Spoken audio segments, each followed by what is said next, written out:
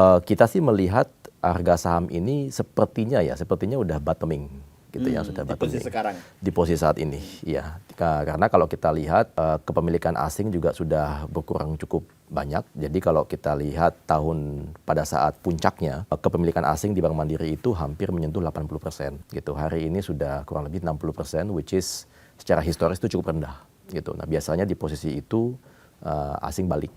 Kalau harga saham nih, sorry, agak turun tapi ya kalau kita bicara Betul. sepanjang 2025 gitu. Betul, Nah, betul. kira-kira apakah di 2026 ini ada sinyal positif gitu? Ya, jadi memang tahun 2025 itu ada banyak faktor, dan faktor-faktor yang menyebabkan penurunan harga saham itu ada berbagai hal, tetapi harus diingat juga ada banyak faktor yang sifatnya itu adalah global gitu ya. Kondisi-kondisi yang sedang terjadi di luar sana gitu ya, beberapa peperangan yang terjadi dan lain sebagainya gitu. Nah, itu juga sangat berpengaruh kepada harga saham. Mengingat Bank Mandiri itu pemegang saham yang asingnya banyak, Bang Sirom. Jadi dengan adanya gejolak-gejolak di luar sana, ya memang itu berpengaruh pada harga saham. Untuk tahun 2026, kita sih melihat harga saham ini sepertinya udah bottoming gitu ya, sudah Di posisi bottoming sekarang. di posisi saat ini. Ya, karena kalau kita lihat kepemilikan asing juga sudah berkurang cukup banyak. Jadi kalau kita lihat pada saat puncaknya kepemilikan asing di Bank Mandiri itu hampir menyentuh 80% gitu. Hari ini sudah kurang lebih 60%, which is secara historis itu cukup rendah gitu. Nah, biasanya di posisi itu asing balik gitu. Secara valuasi juga sama gitu ya. Secara valuasi, price to book dan PE itu bisa kita lihat juga cukup murah, dan kita juga percaya selain daripada faktor-faktor tadi, ada faktor fundamental juga. Jadi kita juga percaya bahwa tahun 2026 adalah tahun yang akan lebih baik daripada tahun 2025, at least buat Bank Mandiri ya, secara pertumbuhan laba dan lain sebagainya. Kalau kita bicara valuasi tadi masih murah, itu dibandingkan historical atau kompetitor? Itu dibandingkan historical dan juga kompetitor. Jadi dibandingkan dengan historical alias kita sekarang berada di bawah rata-rata historis 10 tahun misalnya, PB kita, dan juga secara PE. Kalau dibandingkan dengan kompetitor, itu hubungannya dengan berapa ROE yang kita generate gitu. Jadi contohnya return on equity-nya Bank Mandiri itu kurang lebih di angka 18-19%-an. Itu kalau kita lihat di regional tidak banyak yang segitu gitu. Tapi meski dengan ROE tersebut, PB kita juga sebenarnya tidak mahal-mahal banget gitu. Jadi itulah yang menurut saya bisa menopang pergerakan harga saham di tahun 2026. Itu masih murah secara valuasi, baik compare to kompetitor maupun historical gitu, di harga Betul. sekarang gitu. Saatnya time to buy dong untuk investor berarti. Harusnya demikian, Pak. Kinerja perbankan itu sangat relate dengan kondisi perekonomian. Betul. Di tahun ini juga gitu. Betul. Nah, kalau Mandiri tentu berarti ekspektasinya positif terhadap perekonomian kita di tahun ini ya, dibanding tahun lalu tentunya. Betul. Kita sih merasa bahwa 2026 secara umum ya, dan juga untuk makro itu lebih baik daripada tahun 2025. Bagaimanapun juga kita sama-sama ketahui bahwa tahun 2025 adalah tahun pertamanya secara full gitu ya, pemerintahan baru gitu ya. Dan itu secara statistik ya memang tahun pertama itu selalu banyak adjustment dan fine tuning dan sebagainya. Nah, kita merasa bahwa 2026 ini lebih duduk gitu ya. Nah, kita sudah melihat beberapa program-program yang sudah ada dalam rencana, baik itu dari pemerintah maupun beberapa lembaga lainnya. Contohnya misalnya kita memiliki Indonesia ya memiliki institusi baru bernama Danantara gitu ya, baru establish tahun lalu, dan sudah kurang lebih duduk tahun ini untuk menopang perekonomian juga.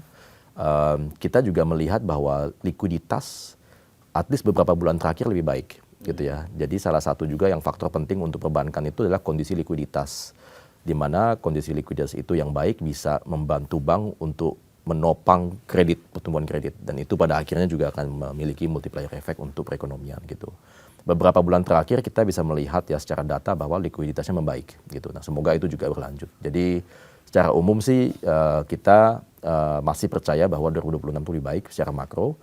Namun memang harus diingat dan perlu dicatat bahwa at the end of the day banyak ketidakpastian yang di luar kendali. Terutama geopolitik ya, terutama yang global yang di luar Indonesia gitu ya. Jadi itu juga perlu menjadi catatan dan kita juga tidak bisa serta-merta melihat 2026 tanpa risiko juga gitu. Tetap kita harus was-was. Risiko terbesarnya justru dari luar ya mungkin ya. Betul. Kondisi geopolitik tadi. Betul, karena itu apapun yang terjadi di luar sana tentunya akan dampaknya sangat erat sekali dengan hal-hal seperti harga komoditas gitu ya, minyak naik turun, harga nikel, harga batu bara yang bagaimanapun juga Indonesia masih memiliki ketergantungan kepada volatilitas harga-harga komoditas tersebut gitu. Demand luar negeri juga sangat berpengaruh. Kalau di luar ekonominya tidak baik-baik saja, permintaan dari sana tidak baik, ekspor kita melemah dan kita juga bisa kena gitu. Lalu ada faktor lagi yang bersifat yang sangat erat hubungannya dengan nilai tukar uang ya gitu. Itu juga bisa apa yang terjadi di luar sana bisa berdampak pada rupiah gitu. Nah, jadi semua itu perlu kita perhatikan secara dekat ya. Apa antisipasi Bank Mandiri terhadap kemungkinan kondisi-kondisi itu gitu? Kalau kita sih dua hal yang utama. Yang pertama itu sudah pasti tidak bisa kita masuk tahun 2026 yang baru dengan hanya plan A gitu ya, rencana A gitu. Kita harus punya plan A, plan B, plan C, plan D. Jadi skenario analysis itu kerap kali kita lakukan gitu ya. Dan bukan hanya 1-2 skenario, tapi bermacam-macam skenario dan kita sangat agile dan harus fleksibel. Karena bagaimanapun juga perkembangannya bisa bulan ini optimis, bulan Februari ternyata ada hal baru gitu ya. Jadi kita harus agile dalam itu. Yang kedua itu punya dalam tanda kutip buffer gitu ya, buffer.